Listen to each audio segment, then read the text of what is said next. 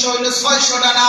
600 ডানা বিশিষ্ট জিবরীল আলাইহিস সালাম বললেন, ইয়া রাসূলুল্লাহ, চুল পরিমাণ উপরে ওঠার চেষ্টা করলেন। আমি জিবরীলের 600 ডানা তো জ্বলে পুড়ে শেষ হবে, আমি জিবরীল জ্বলে পুড়ে ভস্ম হয়ে যাব, আমার আর অনুমতি নাই সামনে যাওয়া। জিবরীলের পাওয়ার শেষ। আল্লাহর হাবিব রাহমাতুল লিল আলামিন বলেন, তাহলে আমি কিভাবে যাব? জিবরীল আলাইহিস সালাম বলেন, ইয়া রাসূলুল্লাহ, ইয়া হাবিবাল্লাহ, যে মুনিব, যে মালিক আপনাকে দাওয়াত দিয়েছেন, মালিকই ভালো জানেন, আমি জিবরীলও জানি না। কি লাগান যে আপনার কাছে যাইবেন এটা আমিও জানি না। আমার হামত হক পর্যন্ত আপনার একটা পৌঁছাই দিয়েছি, কখন কি লাগান যাইবা আমি জানি না। জিবরীল আলাইহিস সালাম কমকে দাঁড়িয়ে আছেন, আল্লাহর হাবিবও দাঁড়িয়ে আছেন।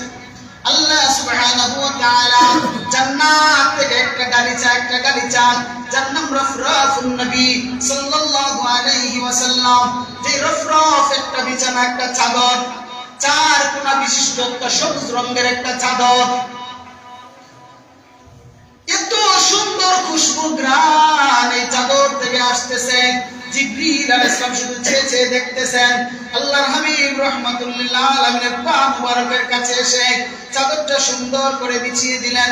বললেন, ইয়া রাসূলুল্লাহ, ইয়া হাবিবাল্লাহ, ওগো নবীজি, আপনার পা মুবারক এই রফরাফুন নবীর মাঝে আপনি রাখুকা।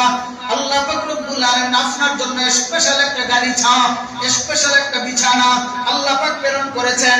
এই রফরফের সাহায্যে আল্লাহ পাক রব্বুল আলামিনের দিদার আপনার নসিব হয়ে যাবে। আল্লাহর হাবিব রাহমাতুল লিল আলামিন এই রফরফ নামক চাদরে যখন পা মুবারক রাখলেন, এক টান দিয়ে সিদরাতুল মুনতাহা থেকে আরশে আজিমে পৌঁছাইয়া দিলেন।